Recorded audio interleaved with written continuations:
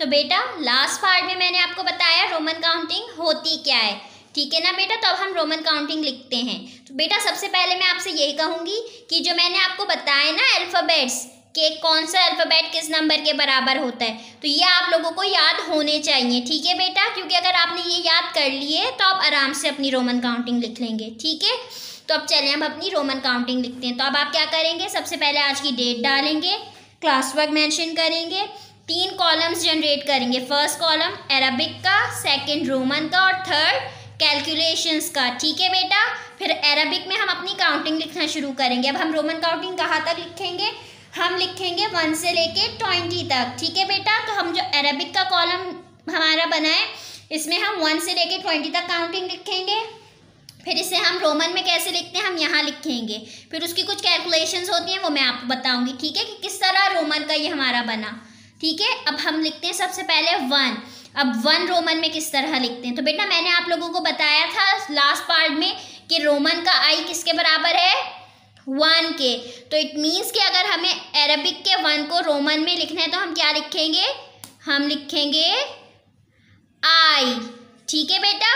अब 2 किस तरह से लिखेंगे रोमन में, तो बेटा हमें पता है कि 1 + 1 हमारे पास क्या होता है, 1 + 1 हमारे पास क्या होता है, 1 + 1 = 2। तो इट मीन्स कि अगर हमें 2 को रोमन में लिखना है तो हम कैसे लिखेंगे, 2i। 2i क्या बना, 1 + 1 यानी 2, ठीक है बेटा। फिर 2 के बाद 3। अब रोमन में हम 3 किस तरह लिखेंगे, तो बेटा ये तो हमें पता है कि 1 + 1 + 1 when we add 1 3 times we get 3। तो अब हमें रोमन में अगर 3 लिखना है तो हम किस तरह से लिखेंगे, हम लिखेंगे 3i, ठीक है बेटा। अब हमारे पास है 4। अब 4 रोमन में कैसे लिखेंगे, तो बेटा अगर हम देखें तो हम 1 + 1 + 1 करके हम काउंटिंग अपनी लिख रहे थे, लेकिन रोमन काउंटिंग का एक रूल होता है, वो ये कि हम कोई भी अल्फ़ाबेट्स 3 दफ़ा से ज़्यादा यूज़ नहीं करते। इट मीन्स कि अगर हम आई यूज़ कर रहे हैं तो हम 3 दफ़ा ही यूज़ करेंगे, 3 दफ़ा से ज़्यादा यूज़ नहीं करेंगे। अब अगर हम चाहते तो रोमन में 4 लिखने के लिए हम कर सकते थे 1 + 1 + 1 + 1। क्यों, क्योंकि जब हम 1 को 4 टाइम्स ऐड करते तो हमारे पास 4 आता है। लेकिन अगर हम इस तरह से करेंगे तो रोमन में फिर हमें 4i लिखना पड़ेंगे। लेकिन रोमन का रूल है कि हम 3 दफ़ा से ज़्यादा नहीं लिखते। तो अब हम क्या करेंगे, हमें ये बात पता है कि जब हम 5 में से 1 माइनस करते हैं तो क्या आता है, 4।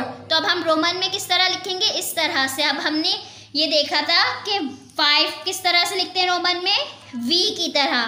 तो हमने यहाँ लिखा पहले v।